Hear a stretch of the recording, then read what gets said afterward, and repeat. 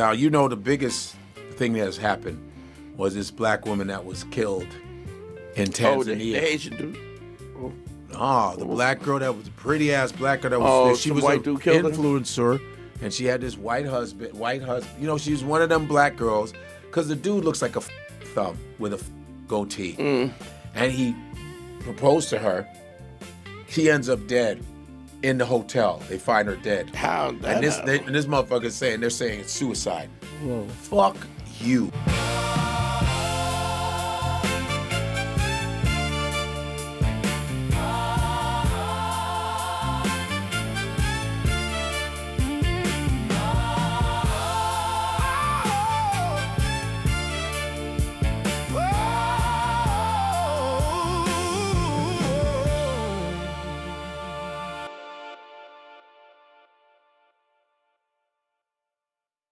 The death of Ashley Robinson has been spreading rapidly across social media, and the conversation around it has only grown louder. Comedian Godfrey became one of the most prominent voices weighing in on the situation, first in a viral Instagram video, and later during a discussion on his podcast, In Godfrey We Trust. In both cases, he questioned their official explanation of what happened and used the case to open a wider conversation about race, relationships, and the way certain stories are handled in the public eye. The reason the story resonated so strongly is because of how strange the circumstances appeared. According to reports circulating online, Robinson was on a birthday trip in Tanzania with her white husband, described in commentary as a hedge fund professional. During the trip, he proposed to her, which made the situation seem celebratory at first. But shortly afterward, Robinson was found dead in their hotel room.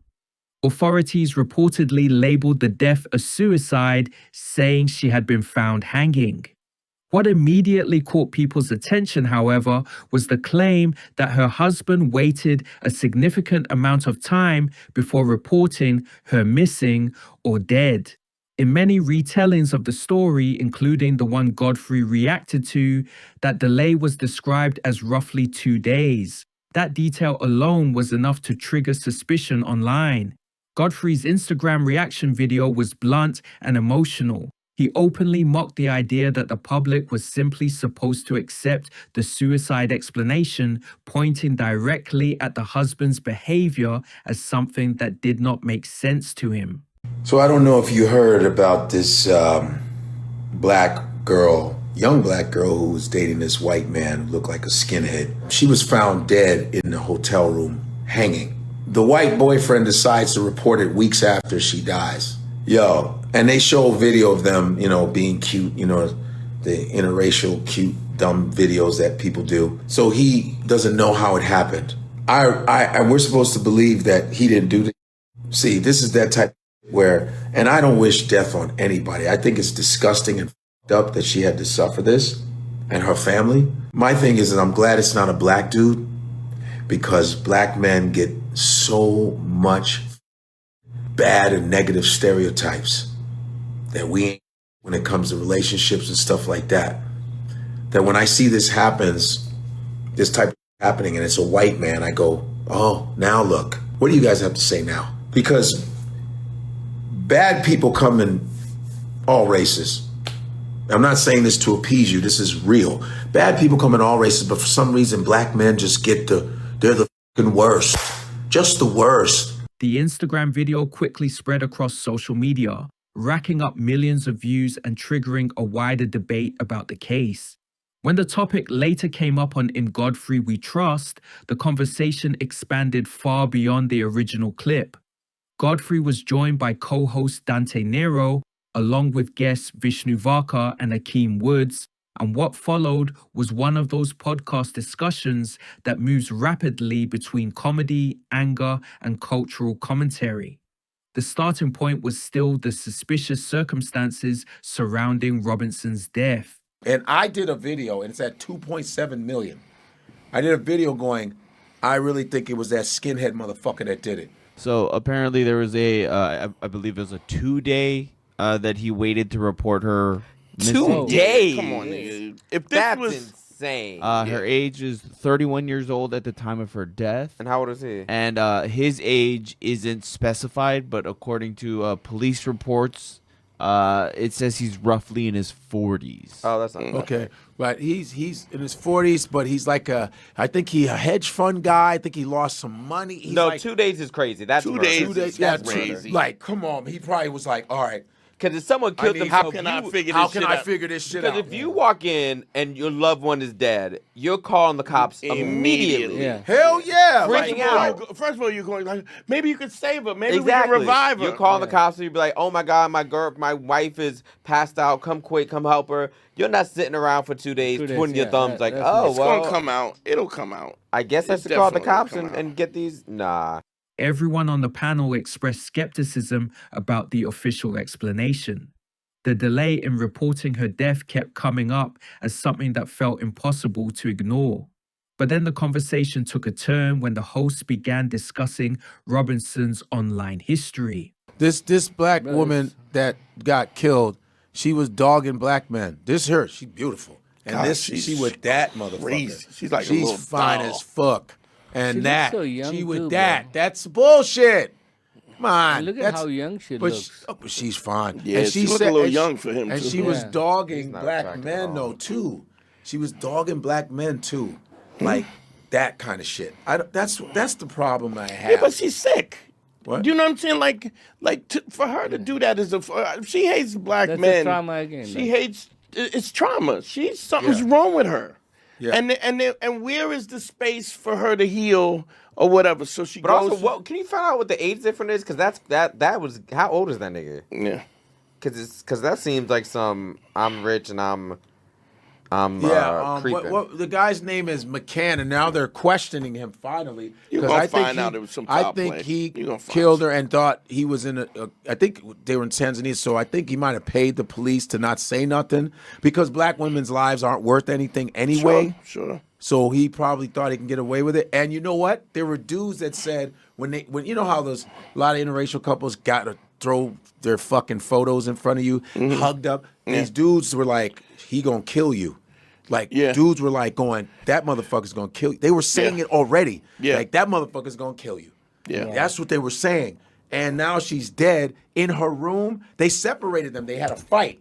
Separated them in the rooms. And now she's Now gone she's and he's dead. going, oh, suicide. And he talked and I don't think he reported it right away.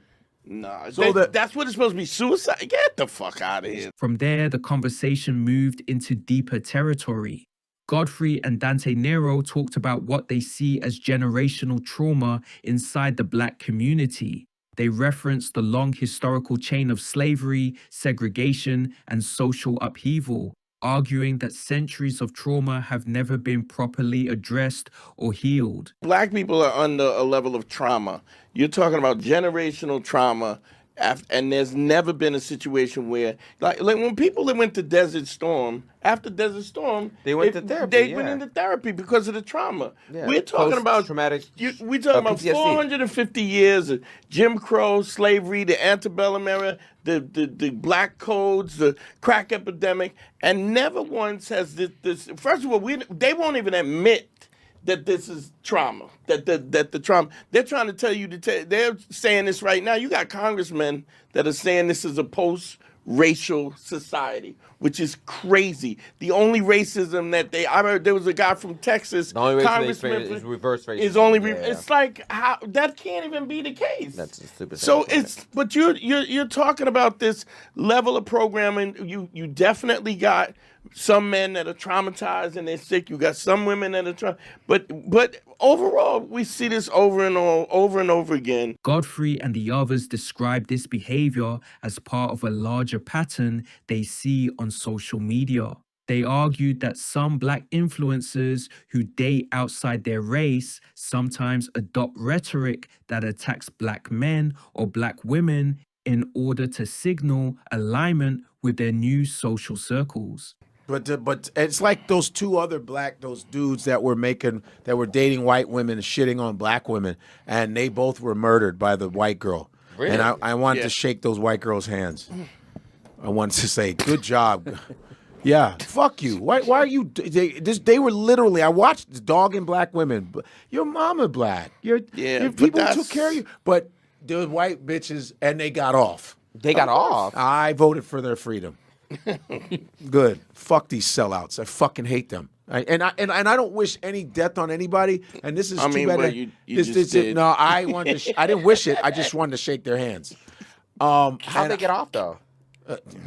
Fuck them. White? White. How? They were Right. dogging black women. With black women a monkey. They were calling all black women all kind of names Jesus. for no reason. Like what? Black women don't deserve that shit. I always think it's They don't deserve it. Individually, if you don't like somebody, okay. But black women as a whole do not deserve that shit. My mama's black.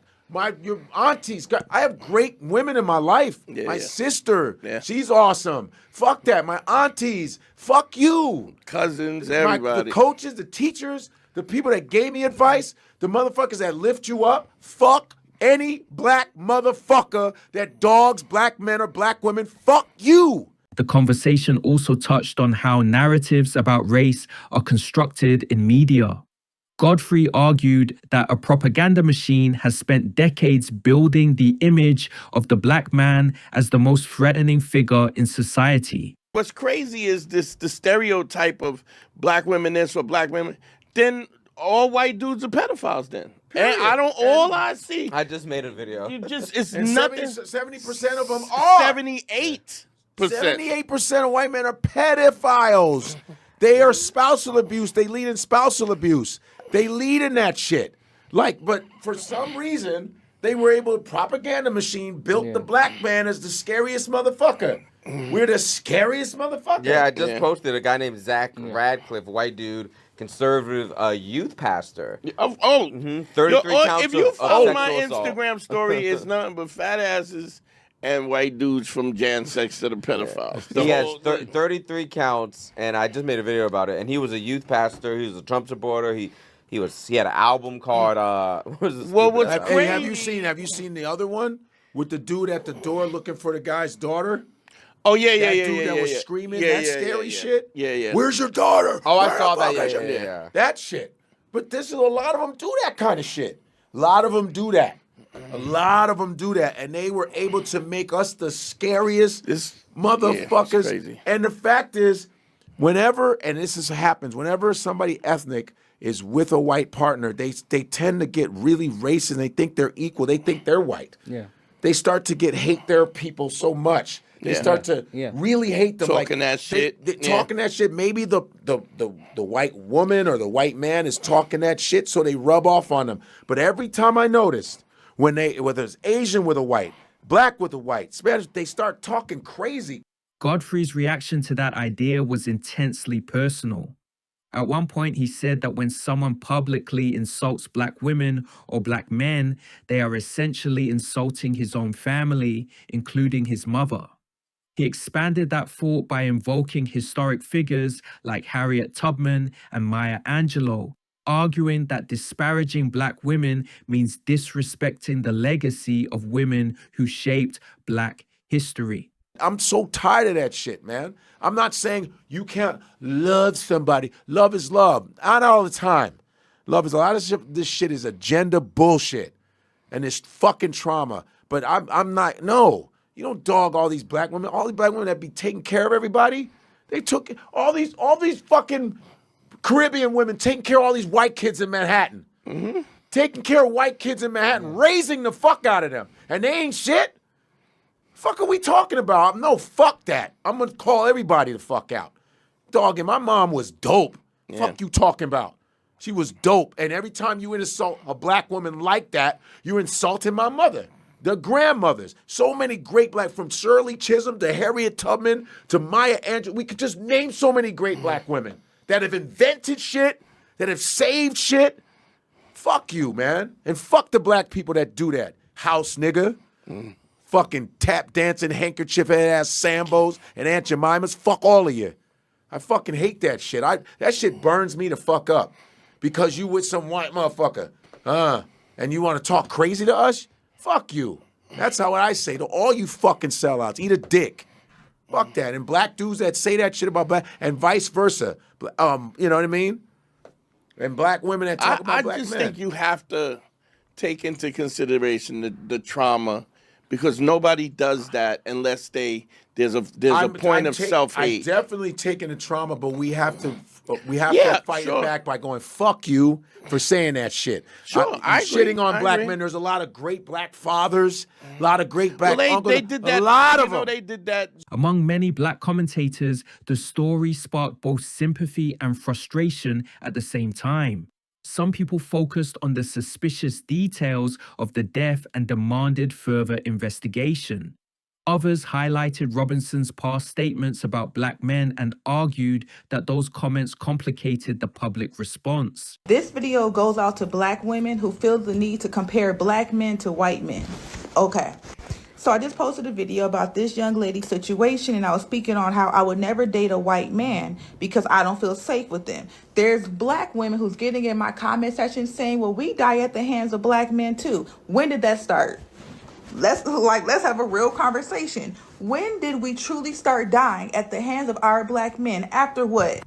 Black women never want to get up here and take accountability that 99% of the issues that we have among the black woman and the black man started after integration. It started after white people came to black women and asked us to integrate around them with our mindset, with their mindsets and their negative behaviors. Let's have a real conversation. Oh, well, black men are abusive. Oh, well, black men harm us too. Why does it happen? What started our people having these type of issues? What started it? Nobody ever wants to address that. Y'all just want to get up here and try to condemn black men. I'm not trying to hear none of that. None of it. No matter where you go on the face of the planet, you are going to have issues with your partner. Yep. No matter where you go on the face of the planet, if you have spiritual battles, you are going to interact with a man that might not behave how you want him to behave. You're telling me that the misunderstanding was so intense that hotel staff had to separate them in 2 different rooms? Ever lead me to believe that she would do something to harm herself. She's out of the country with her boyfriend. She's celebrating her birthday April 5th. Gets engaged to this boyfriend, same trip. From what I could see online, she's actively posting content during this time, even texting with a friend about the engagement. Then days later found deceased while on that same trip in Zanzibar. After hearing a little bit of what her mom said, I'm not pointing fingers, but shit. It was reported that her and the boyfriend got into an alleged misunderstanding. Now, her mother states that sometime after that, security had walked him to the room, and that's when they found her. And let's be honest, that is possible, right? And obviously, when you put everything together and you're looking from the outside in, the shit looks weird. I really hope all possibilities are explored, though. Considering they had to be separated, that means staff would possibly know that she's in that room alone, right? Foreign country, on vacation, beautiful girl, a lot of suspects. That split reaction reveals something important about the way internet discourse works today. Social media rarely produces a single unified narrative. Instead, it creates overlapping conversations that sometimes clash with each other. In this case, several themes kept appearing repeatedly in posts and commentary. One was skepticism about the official explanation of suicide. Another was the ongoing debate about interracial dating and racial loyalty. A third was the broader distrust many Black Americans feel toward institutions and official narratives when cases involving Black victims emerge. Godfrey's commentary sits right at the intersection of all 3 of those debates. On one level, he is simply reacting emotionally to a disturbing story. On another level, he's using the case to highlight what he believes are racial double standards in how crime and victimhood are discussed. And on yet another level, the conversation exposes deeper tensions within the Black community about identity, relationships, and historical trauma. That is why the Robinson case has become such a powerful lightning rod online. It is not just about what happened in a hotel room in Tanzania. It is about the stories people already carry with them. Stories about race, media narratives, loyalty, and justice. And when a comedian like Godfrey talks about it, those stories come pouring out all at once.